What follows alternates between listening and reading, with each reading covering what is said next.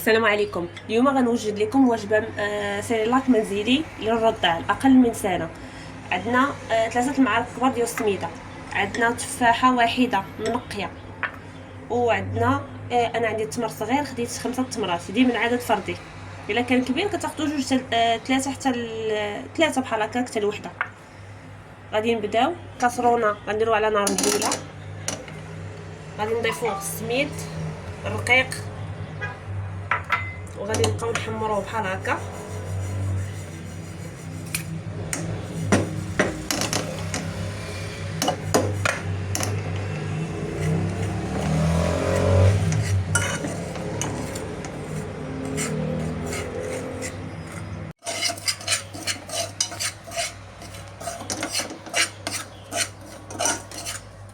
اهم حاجه عندنا هي الطريقه ديال التحمار، ما خاصناش نخلوه يتحرق.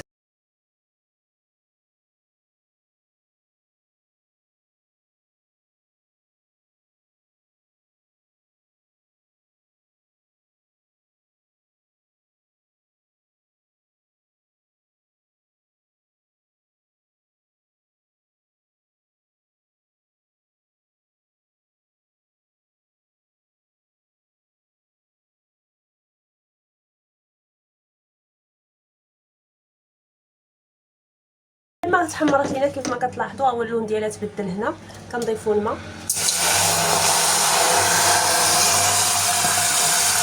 ضيفوا كاس كبير حتى كاس ونص ديال الماء.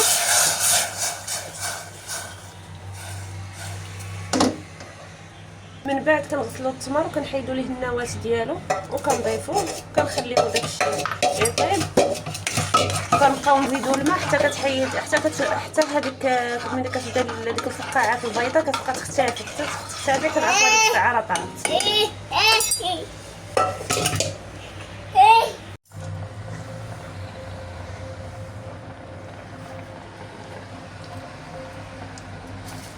هاهي دابا كيف ما كتشوفوا مابقى لها والو، طيب تقريبا راه طابت.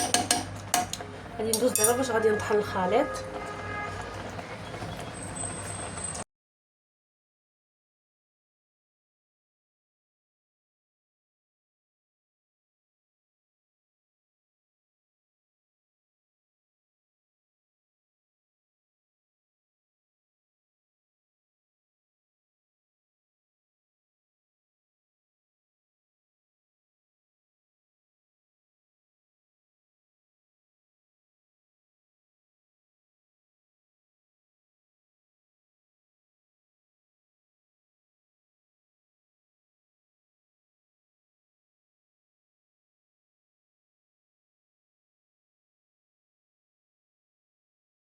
غادي نقص الكميه اللي غنخلي لبنتي لغدا الفطور باذن الله، وغنشد لا كونتيتي اللي غتكفيها العشاء.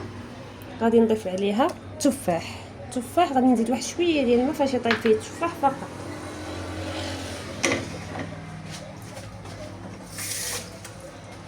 قليل من الماء فاش يطيب فيه التفاح صافي، وكنطحن داك الخليط كامل بحال هكا.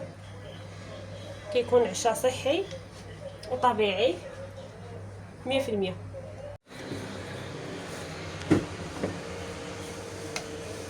من بعد ما طاح التفاح خاصنا نطحنوه دابا.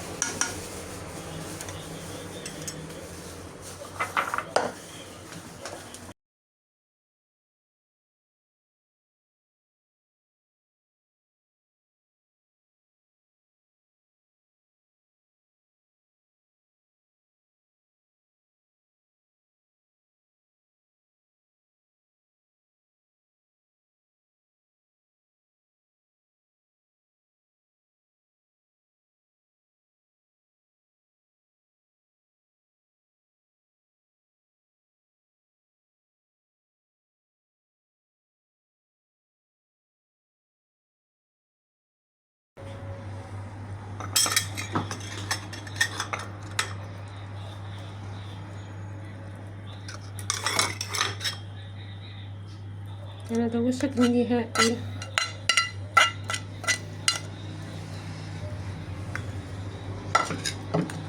هذا هو الشكل النهائي ديال الوصفه. ملي كتبرد كتزيد تختار، وبصحه والراحه. بحال هكا كنكون حصلنا على سيريلاك صحي طبيعي ما فيهش سكريات ولا اضافات ولا مواد حافظه. صحه والراحه.